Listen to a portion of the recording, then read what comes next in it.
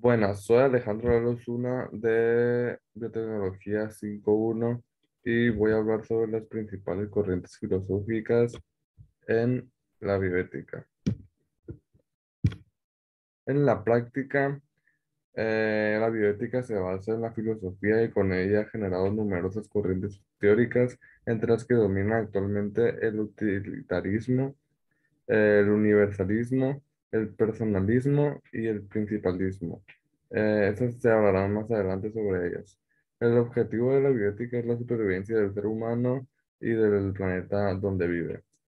La base filosófica de la ética, numerosas corrientes de pensamiento filosófico se aplican al plano de la ética, entre ellas el eclecticismo, que toma elementos de todas las corrientes filosóficas y a partir de ellas crea una nueva visión. El historicismo, que considera al ser humano como algo temporal que no es captado por la razón. Es decir, que es independiente del contexto y el juicio.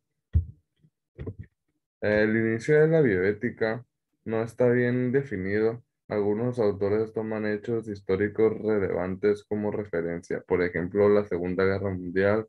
Otros incluyen avances tecnológicos como el transporte de órganos o el descubrimiento del genoma humano, y otros más parten de una visión política, social o religiosa. Un acontecimiento histórico importante que impulsó el análisis ético fue el juicio de Nuremberg en 1945, que incluyó acciones contra médicos que experimentaron con seres humanos. Dentro de los avances de este proceso, se logró en 1948 la Declaración Universal de Derechos Humanos. En 1954, Fletcher publica Moral and Medicine, escrito en el que por primera vez se separa la visión religiosa de los conflictos éticos médicos.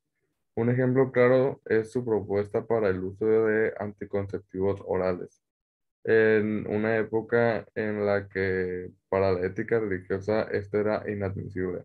En 1967, el inicio del trasplante cardíaco por Barnard en Sudáfrica fue seguido por un boom de trasplantes en todo el mundo y por el auge de programas de donación de órganos, hechos que motivaron un nuevo planteamiento sobre muerte, vida, ciencia y ética.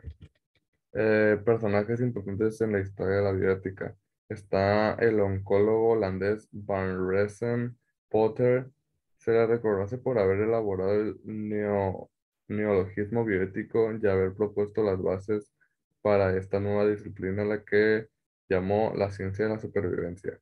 Potter postula que la existencia del ser humano no está garantizada, más bien está amenazada por las alteraciones del equilibrio de los ecosistemas y por los avances de la tecnología. Después está Andrew Hellers, que le reconoce la difusión del término bioética, con algunas disyuntivas en la propuesta de Potter, ya que para él no se trata de una nueva ciencia, sino de una rama de la ética clásica. Hellers funda el Instituto Kennedy, en el que se realizan estudios bioéticos de temas tan polémicos como las enfermedades genéticas, la experimentación humana, los trasplantes de órganos naturales y artificiales, el control de conducta, el aborto, el derecho a la salud y temas relacionados con la muerte. También está Daniel Callahan, que fundó en 1969 el Hastings Center en Nueva York, donde no solo se examinan asuntos relacionados con la medicina y la ética, sino también con la biología y el medio ambiente. En ese sentido, es necesario puntualizar que la bioética de Potter tiene un enfoque más globalizador, mientras que la visión de Heidegger y Callahan está más restringida a los asuntos relacionados con temas médicos. Eh, las principales corrientes teóricas de la bioética. Está la bioética utilitarista.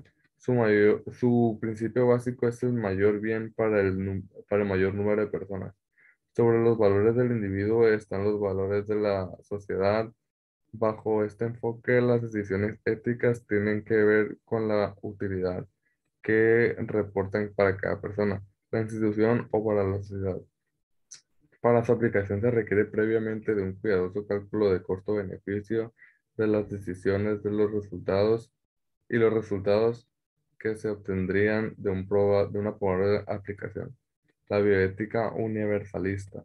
Las decisiones deben considerarse la opción de la mayoría de las personas involucradas en el dilema ético. Para hacer objetivo el juicio ético, se deben tomar en cuenta las opiniones subjetivas del mayor número de personas que participan en el problema ético. La bioética personalista es el eje de todo el debate, el eje de todo debate es la persona y su cualidad de ser digna sobre los intereses de otras personas o de instituciones y sociedades está el bien último del individuo.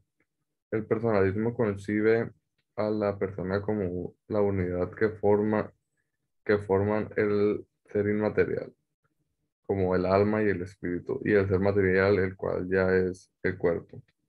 Después está el principalismo bioético, que surge en 1970 con el informe de Belmont. En la actualidad se habla de los principios que se consideran como el núcleo teórico de esta visión, el cual son el respeto a las personas protegiendo su autonomía, es decir, la capacidad que tienen de decidir con toda libertad si desean o no participar en el estudio, una vez explicado todos los riesgos y beneficios o potenciales complicaciones. La beneficencia. Este principio implica que debe buscarse siempre incrementar al máximo los potenciales beneficiosos para los sujetos y reducir a toda costa los riesgos. Y la justicia, que los riesgos y beneficios de un estudio de investigación deben ser repartidos equitativamente entre los sujetos del estudio. Bajo toda circunstancia, debe evitarse el estudio de procedimientos de riesgo exclusivamente en población vulnerable por motivos de raza, sexo, estado de salud mental, etcétera. Esto sería todo. Muchas gracias.